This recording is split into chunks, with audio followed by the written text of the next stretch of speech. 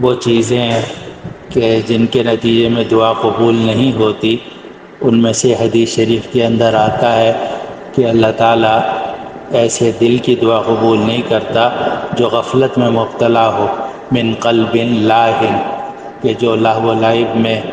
یعنی دماغ کہیں ہے، دل کہیں ہے، اور ہاتھ اٹھائے ہوئے ہیں اور زبان سے مانگ رہا ہے،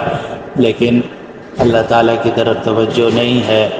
نہ دل متوجہ ہے نہ دماغ متوجہ ہے، بس رٹے رٹائے دو چار جملے کہہ رہا ہے، تو یہ ایسا قلب لاہی ہے، یعنی غفلت والا دل ہے، کہ اس غفلت والے دل کی دعا قبول نہیں ہوتی۔ دوسری چیز جو حدیث میں ارشاد فرمائی گئی وہ ہے کہ اللہ تعالیٰ ہر دعا قبول کرتے ہیں ما لم یستعجل، جب تک کہ آدمی جلدی نہ کرے۔ استعجال کا مطلب جلدی کرنا۔ چنانچہ اگر کوئی آدمی